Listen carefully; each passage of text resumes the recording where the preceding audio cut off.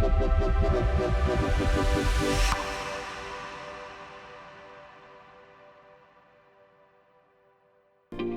to Cove, Wellbeing and the My Trauma, Your Trauma series with me, Owen Morgan. I want to share my trauma journey and that of others. We will also look at the world of trauma healing, support and research, including guests who specialise in helping those overcome their trauma. My Trauma, Your Trauma is here to explore human experience.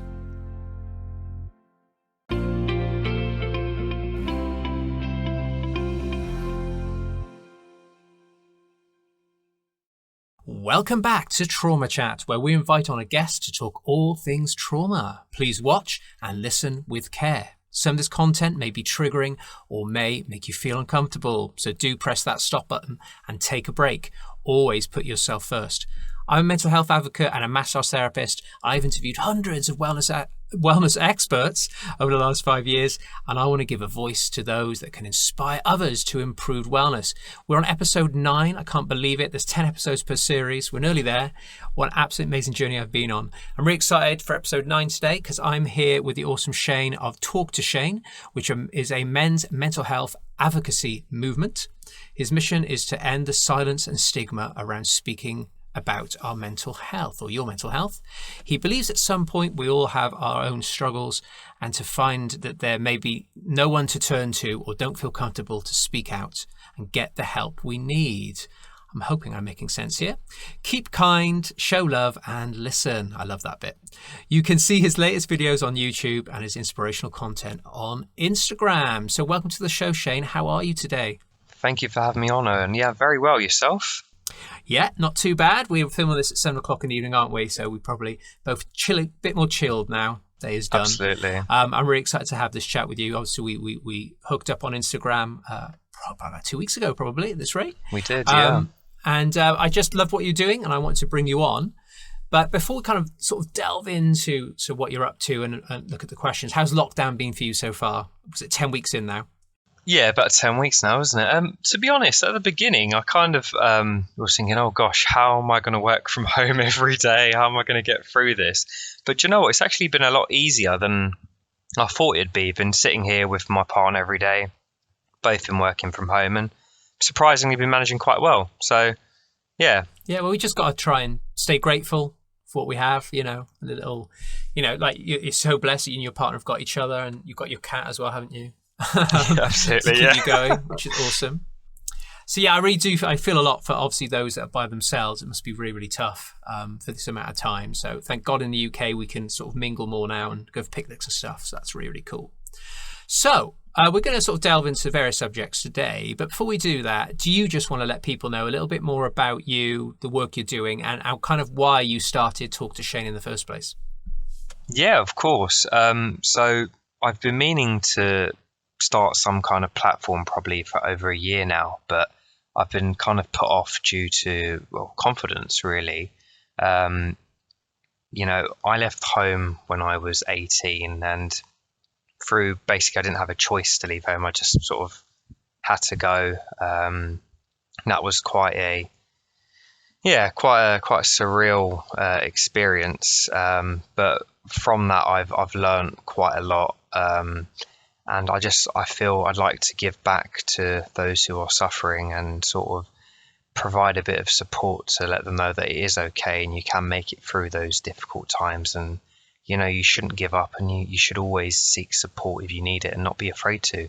I mean, there's always that concept of a guy's having to have a stiff upper lip and kind of just get on with it. But I think we're living in an age now where it's time for real change, and we need to give guys that voice and a bit of confidence, Yeah, definitely. And there's a lot of peer support based platforms out there now. And I've got to meet some amazing guys on the way, such as yourself, doing a similar thing to me. And I want to try and bring us all together.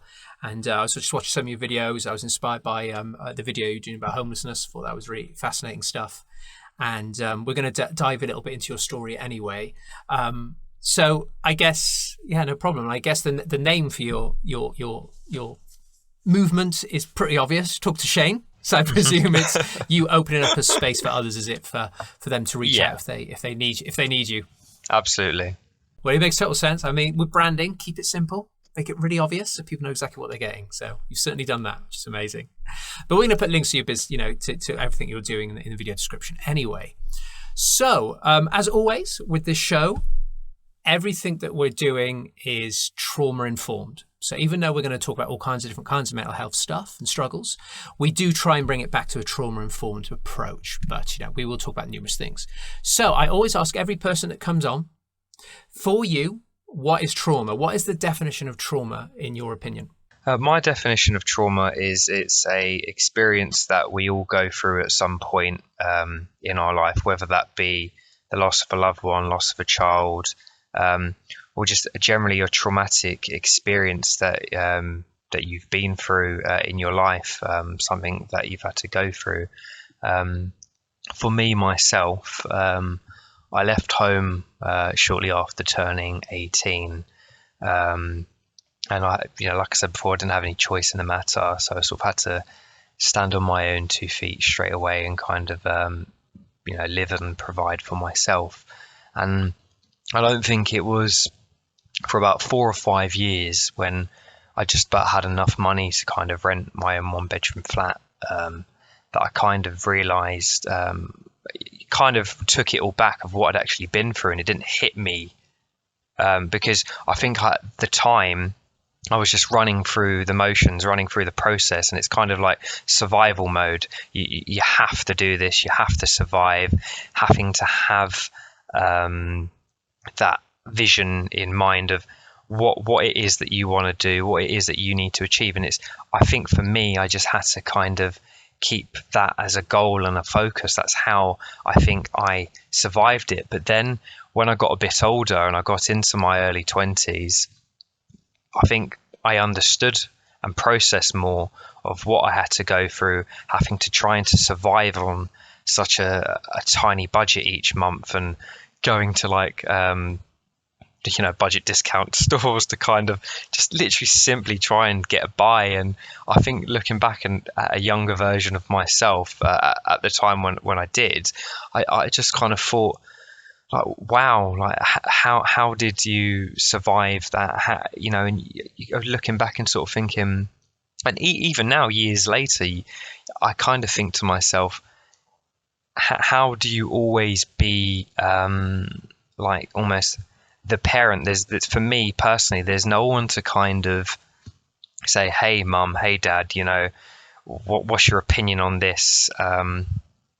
What do you think I should be doing? It's always having to be the man, be the adult, and kind of being always in control. And it's always nice to kind of feel that. Obviously, I've got that from my other half, and she provides me with all the support I need. But sometimes it's that different kind of thing that we're seeking. So I think what even now sometimes I experience is it's almost like a grief.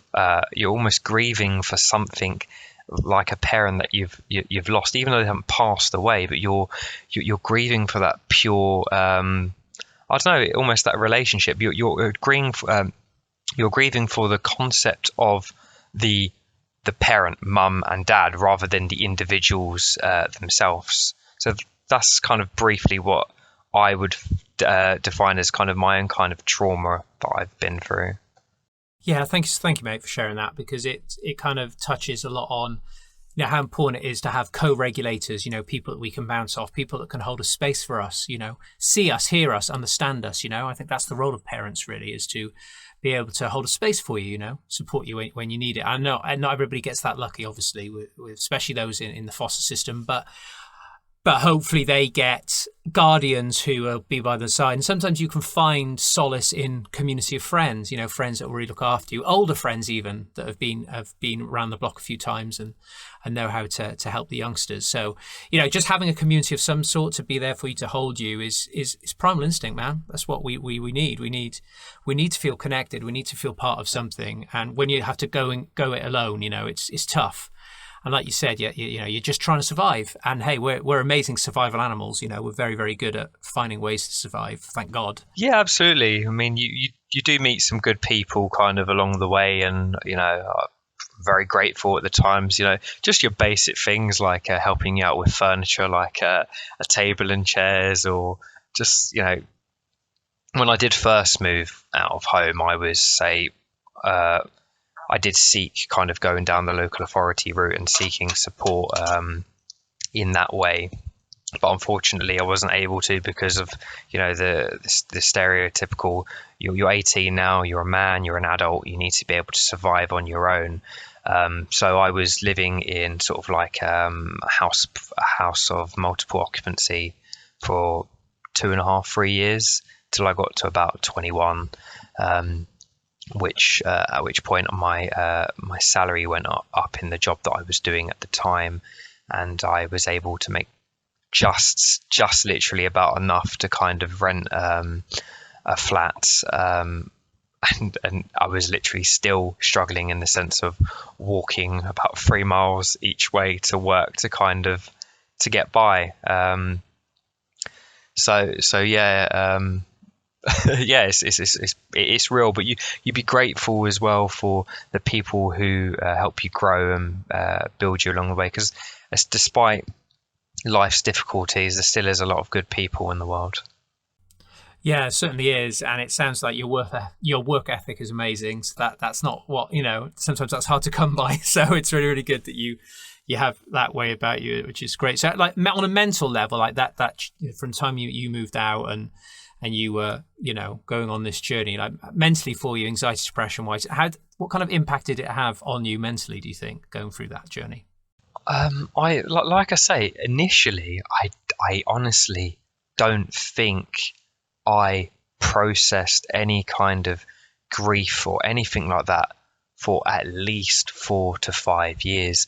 And then, like I said, as life sort of started to improve, as I became a bit older and I was reflecting back, it did play on my mind initially a lot, and I still keep it very real and close to me.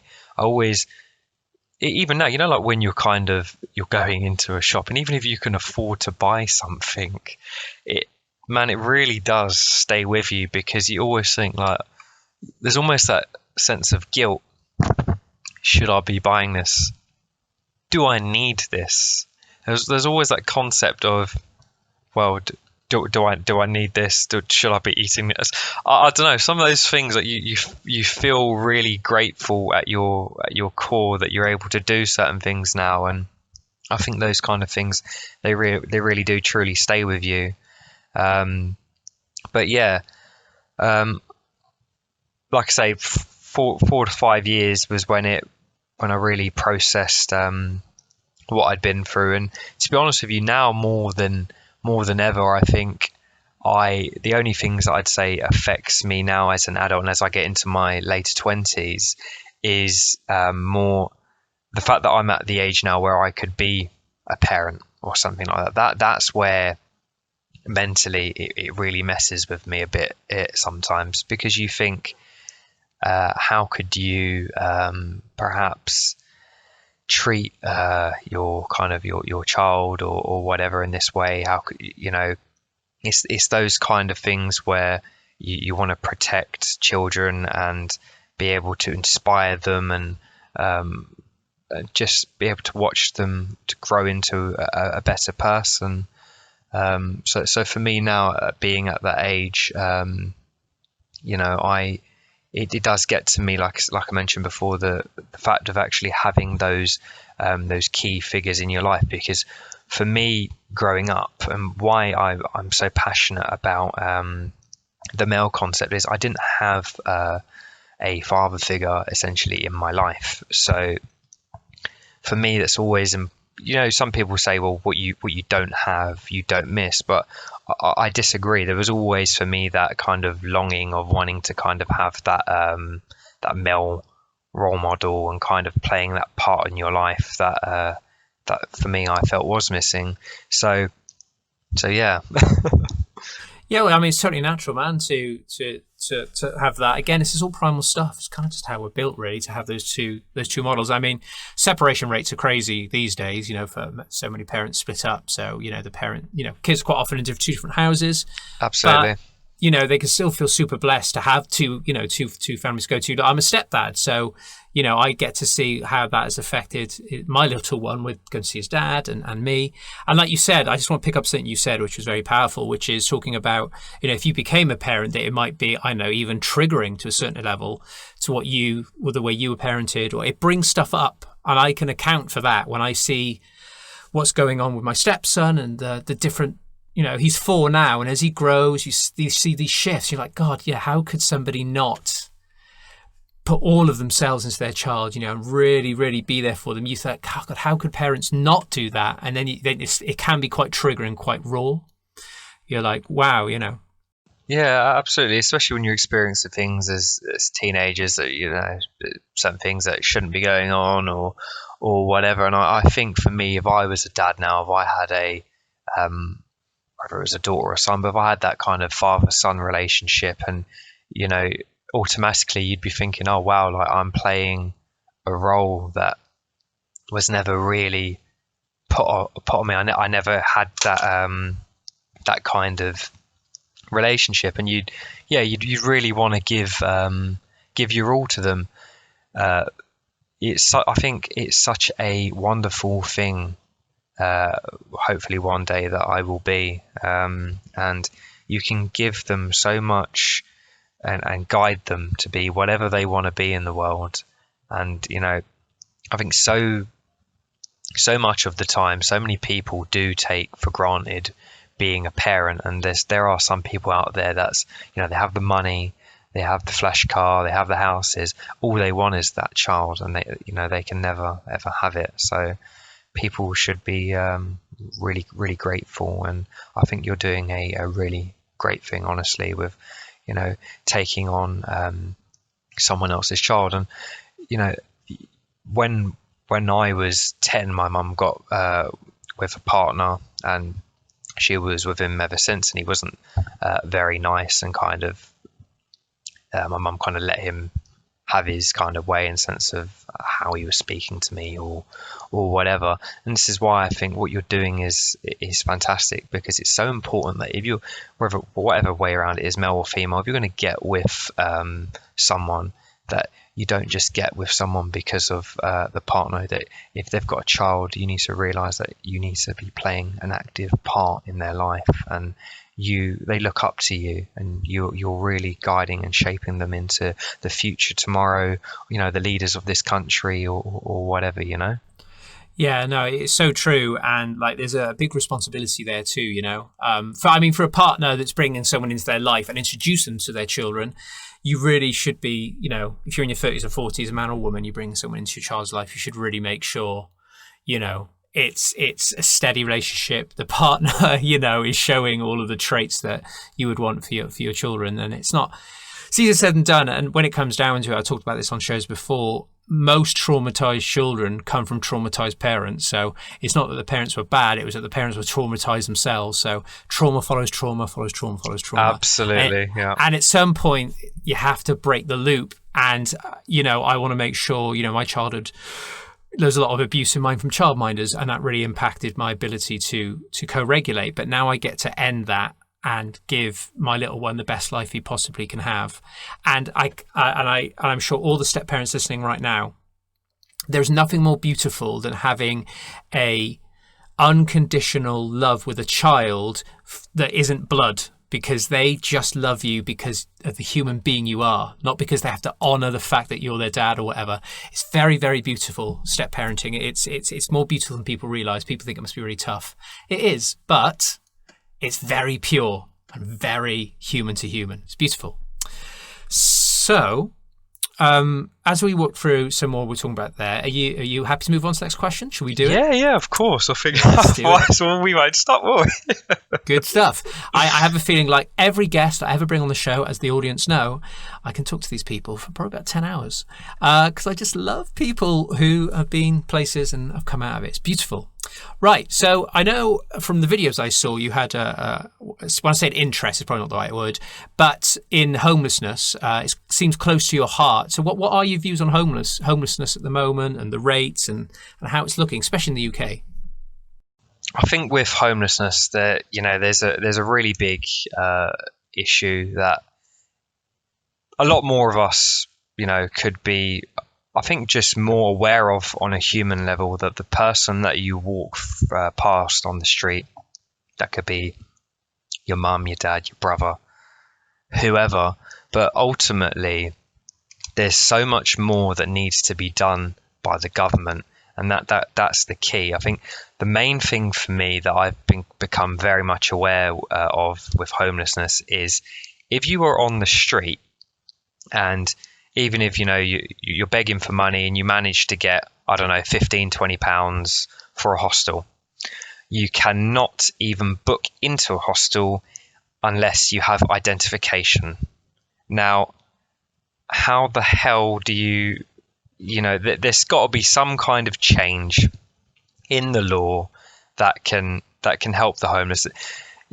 People are so much just abusing people who are on the streets, especially if you're a woman as well. Sexual assaults, and it's just wrong. They deserve to be treated like human beings. So, do you know what I think? What really annoys me as well is when people don't put themselves in someone else's shoes. I think we can all be guilty of that at times. You have to look at why that person is in the situation they are in. Now, if you haven't been through some kind of experience, that might be difficult, but you have to follow with your heart, man. When you're looking at this person and they're asking you for spare change, or you're walking down Oxford Street or wherever it is, and you're thinking, can you spare some change? Even if you're sparing £1, £2, £5, whatever it is, what would you have spent that £5 on? Even if it's like a Tesco meal deal or something that doesn't really matter, that could really make a difference in someone's life. You don't know what they're going to do with that money, how that's going to help them. And people always get the common perception that, oh, he's going to spend it on drugs, or he's going to spend it on alcohol. Yeah, he might not, but that's kind of like, you have to understand that's an aid that's kind of it's getting them through. And I really don't blame people who end up on drink or drugs, because it's an escape, it's a way out. And I feel nobody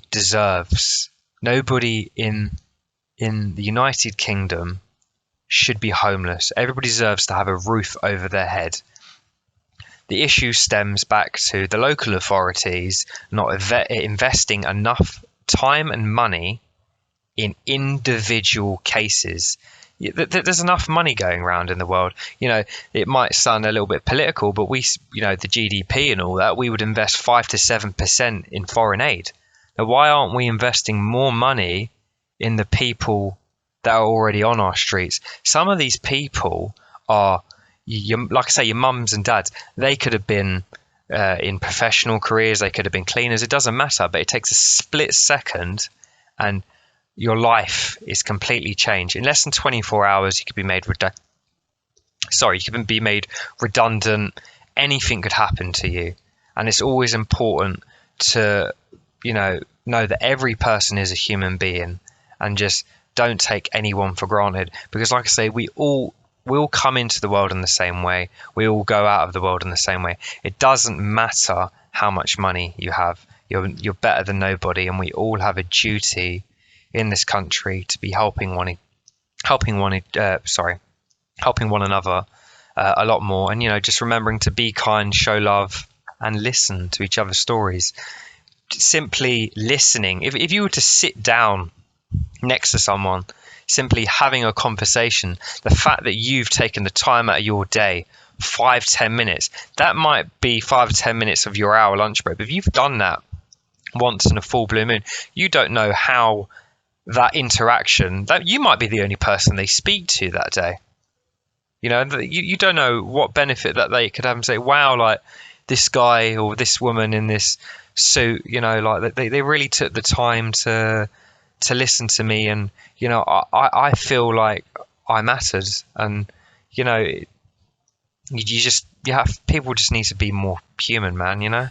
Yeah, thank you. I can definitely see your passion, which is really, really beautiful. And you know what the saddest thing for me is that, like you said, we don't seem to see them as equal. We seem to think, oh well, they probably messed up at some point. But there seems to be this disconnect. Like you said that we see them as a lesser human rather than just the human like us. And like you said, any of us could end up in that situation. And what I always think about with it, which makes me really sad, is that I think for them to have got to that point, not their story or what's happened to them, more about they had no one left, no one left to be there for them. And that's what's heartbreaking for me, is that if people is what they needed, then why can't we start to begin to be that space, chat to them every lunchtime, whatever, start to be that person, so it fills them with more hope that they can start making a change too.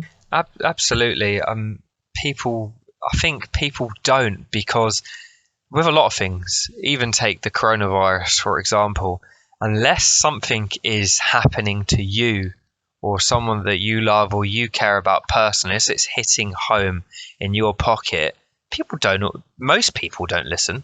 Most people think, oh, well, it's a joke. It's not really happening. And until it's at your door and you're presented with, out you go, you're destitute, no money in your pocket. How do you survive?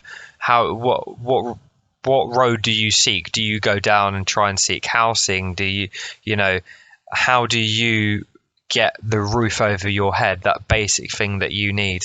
And a lot of people need to just wake up and be more worried about other people's feelings. And it's all great that you can have lovely things and you don't take them for granted, but just feel what other people feel. That's how I am. That's how my other half is. When you see someone or you see someone's story, you really feel it. You think, gosh, like, they're great, or what they've gone through, like, credit to them. You really have to take a step back, take a moment to reflect. That's why I always say, hi, how are you? And you might be in a situation, you might be sitting there, a typical blokey situation, you're sitting there in a pub, you're watching the Arsenal-Tottenham game, for example, and you're like, how are you, mate? Yeah, I'm fine. But ask again, how are you really? Because we will just go, yeah, I'm fine. Yeah, don't worry about me. Dust it off the shoulder. And then it's putting it in a bottle and putting it away for another day. And it's just eating away. And some of these issues of not discussing it, not diving into how you're feeling, is some of the reasons and some of how that person may have ended up homeless. Maybe they didn't have the discussions with their other half. Maybe they didn't talk about financial matters. Maybe they were in control of the money, but they were, I don't know, gambling, or they were racking up debts and they were trying to maintain a lifestyle or whatever. You should never be afraid to open up. There's great platforms like yourself that are showing that now, that you don't need to be afraid. Please, if you are listening to this and you are watching this, if you need help, seek it. There's always going to be someone who will listen to how you're feeling and will care and will give you the support that you need. Yeah, a really nice sentiment. I think a lot of people could be on the brink of, really bad things happening, but because they chose not to talk about it for whatever reason, pride or how they were brought up, it could lead to very, destructive tendencies, like say gambling, alcohol addiction, drug addiction, which then ends you up becoming homeless in the process. So we need to help the homeless that are on the streets right now, but we also need to have a better system, like you said, to protect all people so there isn't more to come. And I have to say, being a Bathonian living in Bath, people wouldn't think it, but we've got an insanely high rate of homelessness here. But that's because this city is stupidly expensive to live in. So it is, yeah. It's I've like been to Bath, it's lovely. it's beautiful, obviously, but it's the second most expensive place to live in the UK, and that's why there's so much homelessness here. It's ridiculous, because I know my partner just moved into a new place, and even at the council level, prices. It's crazy money, and it puts so much pressure on what jobs that you do, and you have to work yourself to the bone to earn enough for the rent. So it's a bigger issue, isn't it? It's a bigger political issue, and that isn't really what yeah. And that's not what the show's about, obviously. So we're going to kind of bring it back to mental health. But obviously mental health is massively impacts homelessness. Of course it does. But I just thank you. I just wanted to get your interpretation. I'm really, really grateful for you sharing that with us, because we haven't talked about it before. So thank you.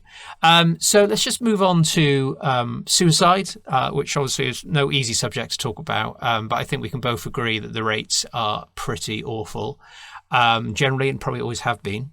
So what are your thoughts on sort of men's mental health in 2020 anyway?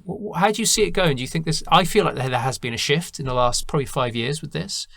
But how do you see the mental health for men seen at the moment? I think, like you say, we have seen a bit of a shift. We have seen platforms and, on the surface level, it is sort of like you can discuss mental health, but I still don't think people feel comfortable enough to really open up with how they're feeling. It's almost like, yeah, you can talk about it, but you'll still be judged. It's like if you go for an application for a mortgage, and one of the questions that they ask you is, have you ever suffered with depression in the last 6 months? Yada da da da da da. And there's all these massive stigmas in place that still need to be changed when you are opening up, and you don't need to kind of, have you been to a doctor, da da da da da. And you shouldn't feel ashamed to talk about how you're feeling. I mean, in regards to suicide specifically, if you're looking at, like I said before, you're looking at the Office of National Statistics for 2018, we lost 6,500 people to suicide. 75% of that were men. Now, these figures are they're completely disgusting.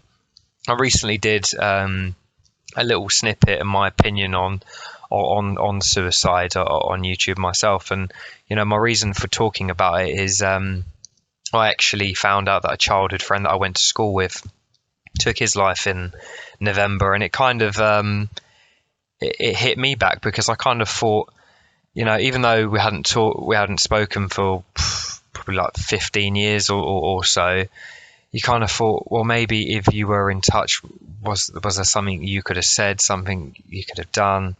Maybe not. But we need to kind of feel that before people are getting to this stage. I know that's easier said than done, but making people feel more comfortable to talk about situations.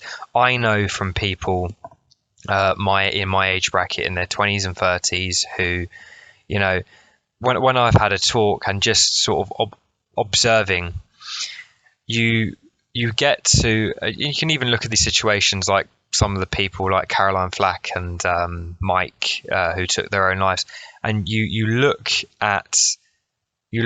look back, some of them, at their lives.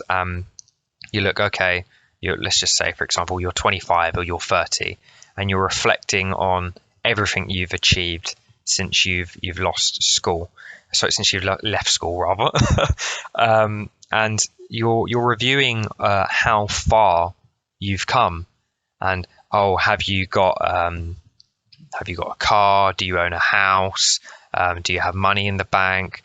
Are you married? It's like a checklist. And social media plays a part in that now.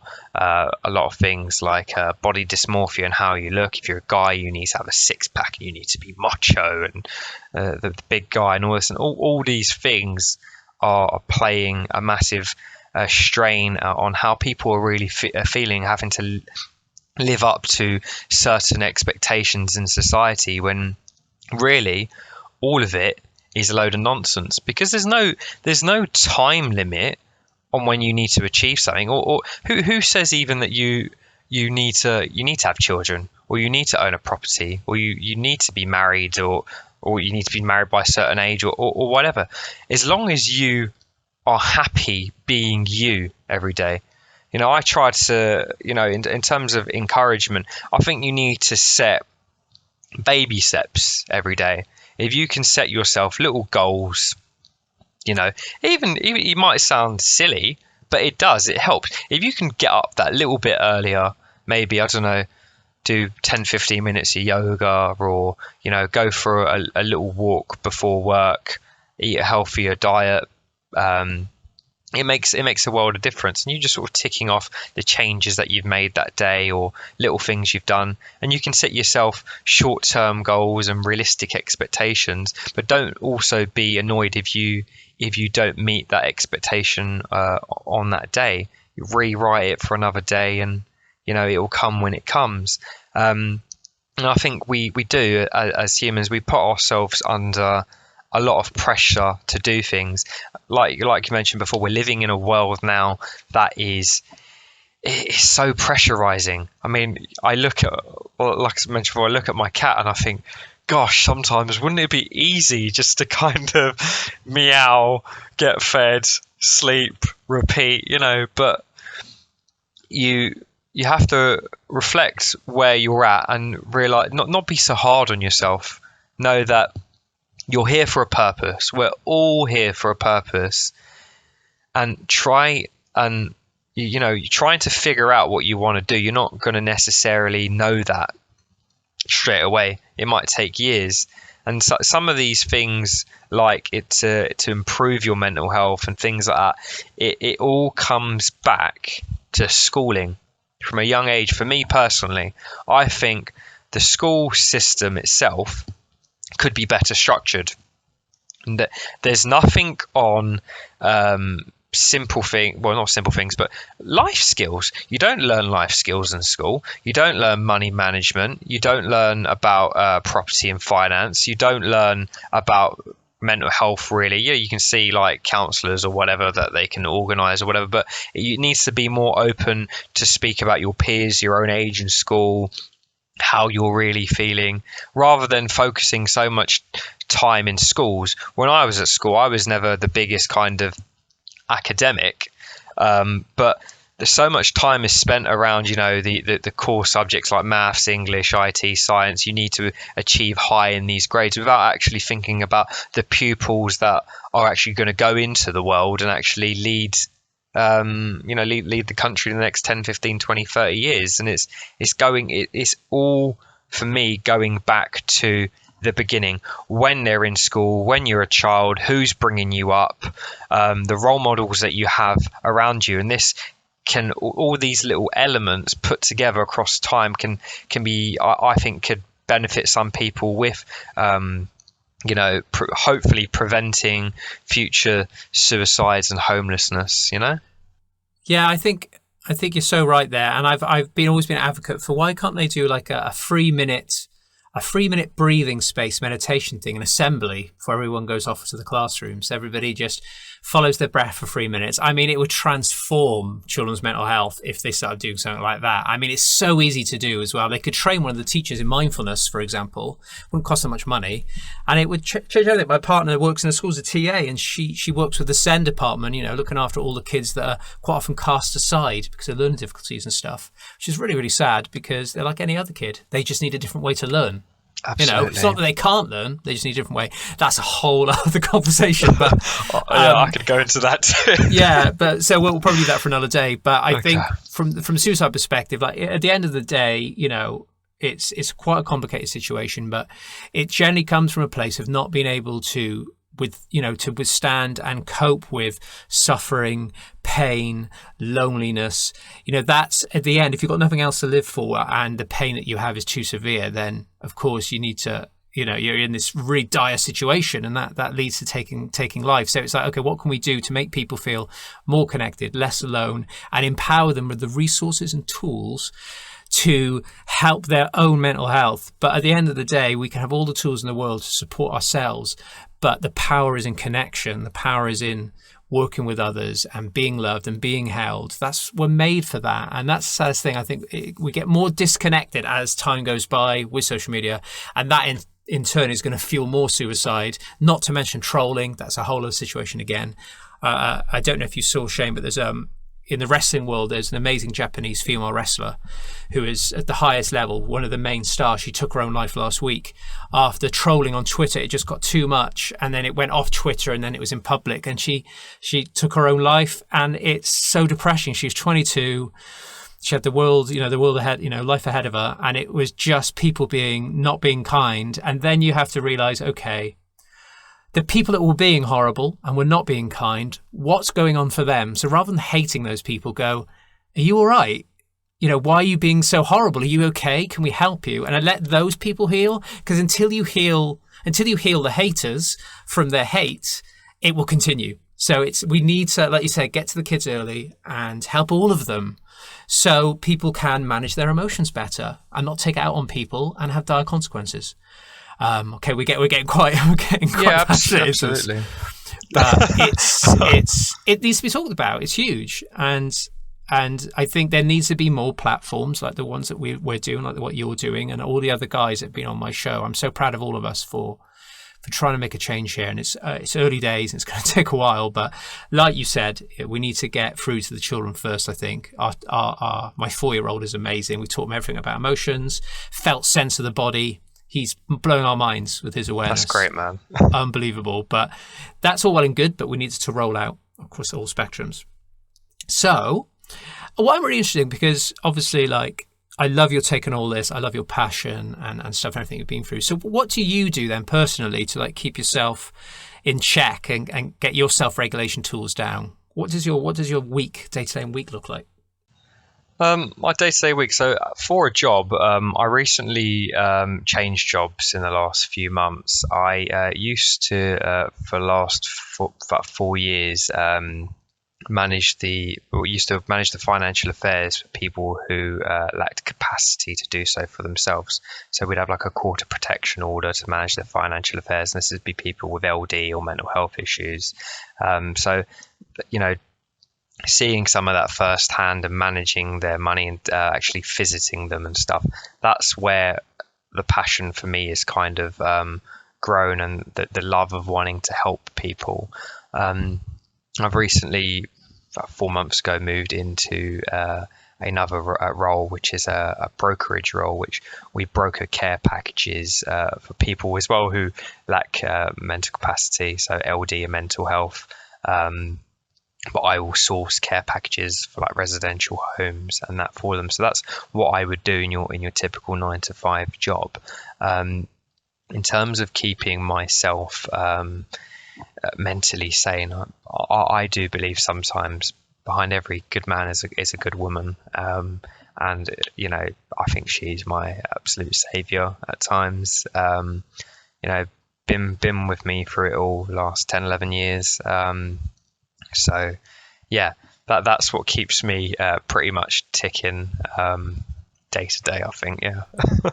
Oh, that's amazing. I just want to say much respect for the work you're doing. That's amazing. To be able to do that in your actual 9-to-5, I mean, that's beautiful. To do that and also have Talk to Shane, I mean, that is amazing. Like, because I have this, and I'm a massage therapist, which I adore, but I need to go and get a job too after all this COVID disaster. So I like you, I really want to find a job that aligns, fits to my values, and feels worthwhile too. So hopefully I can follow in a similar footsteps to you, because that's really, really powerful. And I love what you said, that co-regulation is so important. Having people we can rely on, having a partner that can hear us, see us for all we are, not judge us, really important. And I know it's not easy to find that, and it's for all the single people out there, it's tough to find, which is amazing. So have you ever had other practices, like yoga, meditation? Have you ever tried stuff like that as well along the way?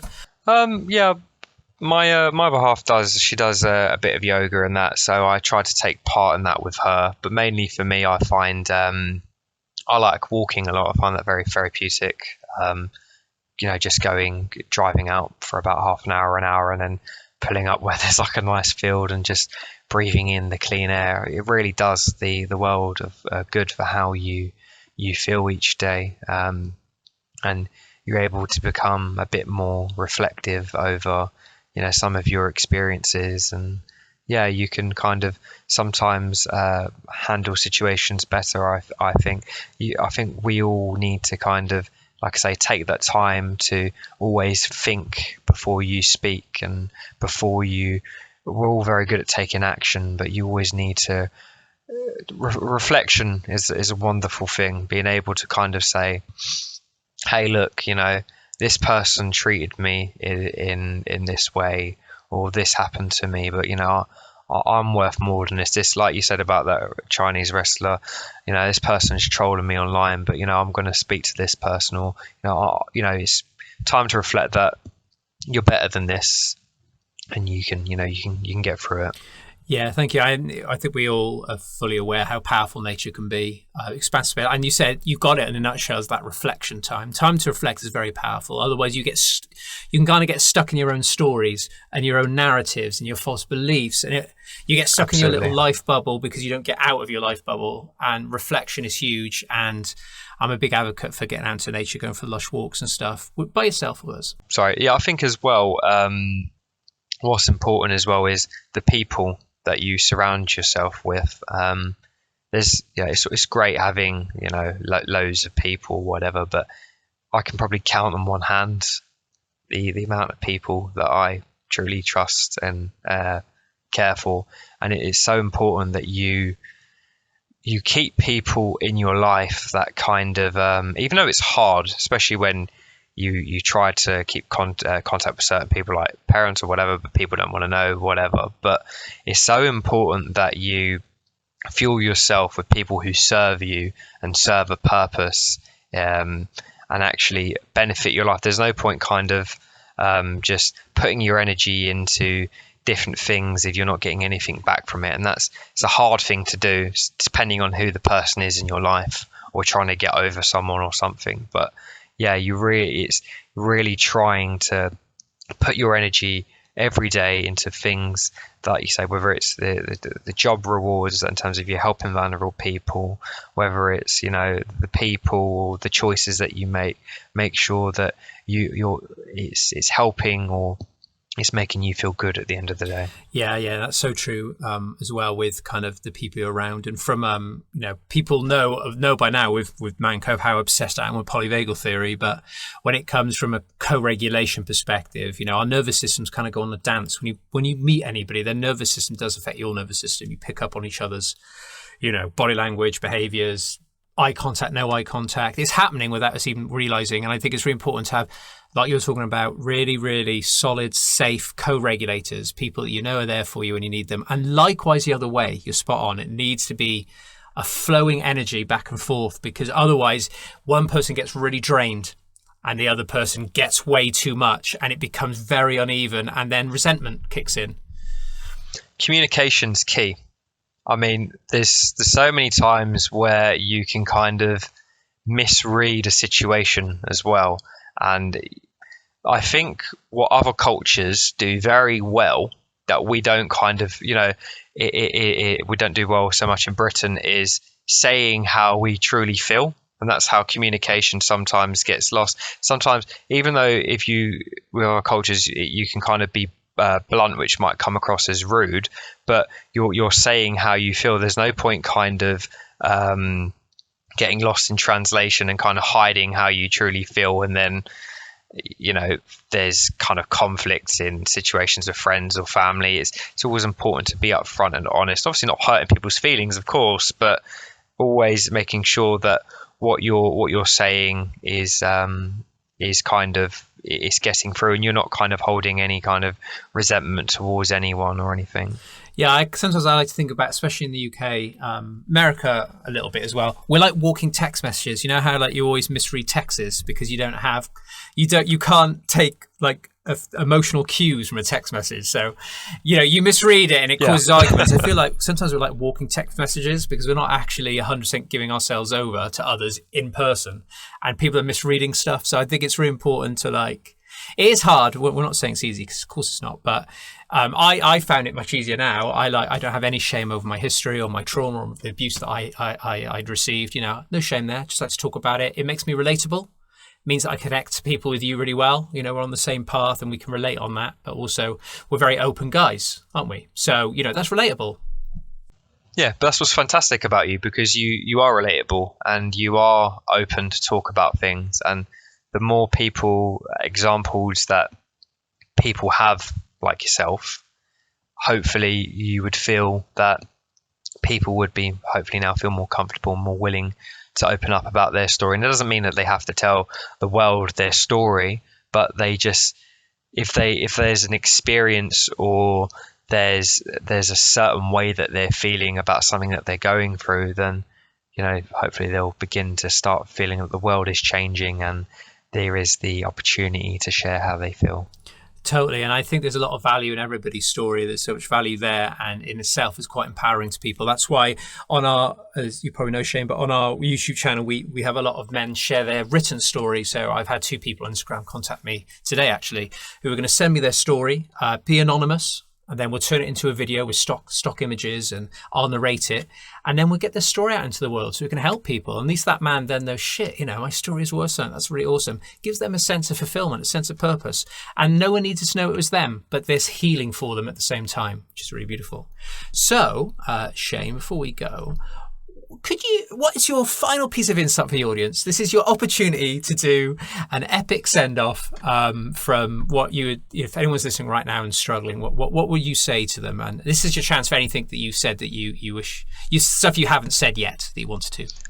Yeah, I want you guys, if you're listening, just to kind of feel more at ease that things will change, and there are people like myself and Owen that would be willing to listen to you, and you should feel comfortable to reach out. We are listening to your voice. Your opinion does matter, and there are kind people in the world that would be willing to kind of give you that voice.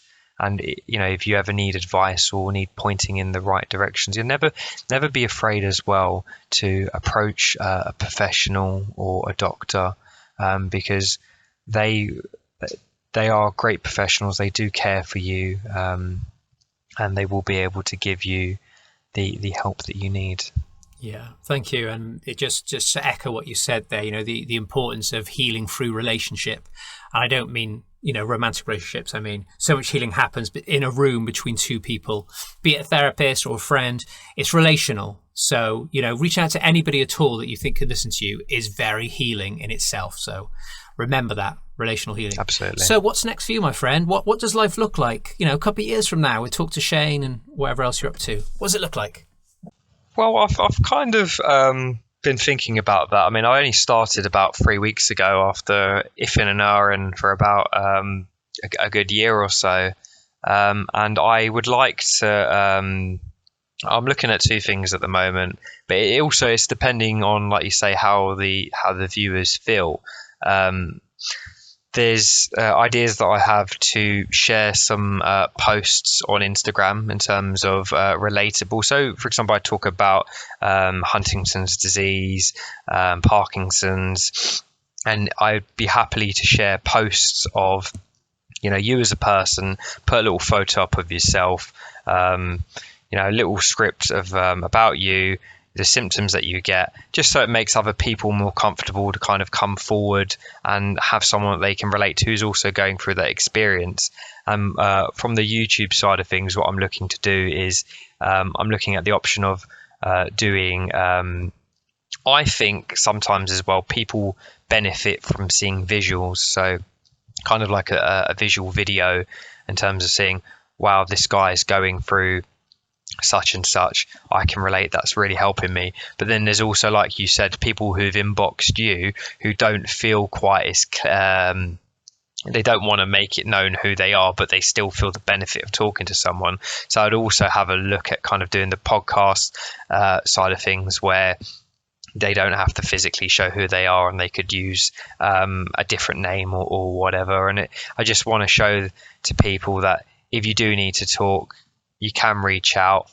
I will look to kind of cover all things mental health related, learning difficulties, disabilities, and show that your opinions and views matter in this world, and we want your voice to be heard.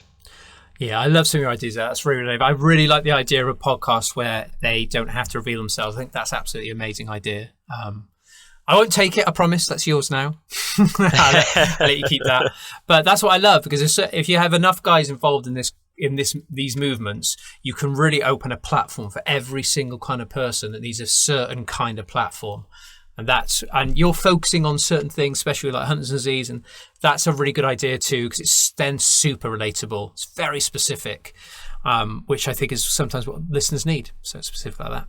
So thank you so much for coming on today. I hope this has been really fascinating to everybody listening. So what is the best way for people to get in touch with you? So you've got YouTube and Instagram. Are they your two key active areas for you? Yeah, they are. So like I say, I'm on YouTube, I'm on Instagram, or you can also email me at talktoshane_@outlook.com if you do want to email me personally. If you've got anything that you'd like me to sort of share on Instagram, or you'd want me to sort of talk about, or you'd actually want to join me in a conversation or a post that you want me to put out there in the world and highlight something that I haven't already covered, be more than happy to do that as well.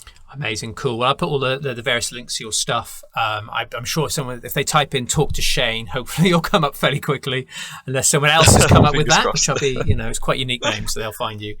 Which means I just want to thank you so much for coming on.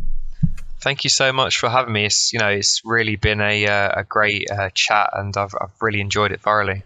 Oh, good stuff. Well, yeah, thank you so much. Really look forward to supporting you on Instagram more, and we'll do some more stuff together in the future, I'm sure. And yeah, thank you. Absolutely amazing. Okay, everyone, thank you so much for listening. Next week is episode 10. It's our finale. I'm speaking to an amazing guy called Simon Jacobs, who is a psychotherapist in London. I met him once already. He is an absolutely amazing man, and we're going to have some amazing chats to finish off our season. So we'll see how that goes. So thanks for watching, everybody, and we'll see you next time.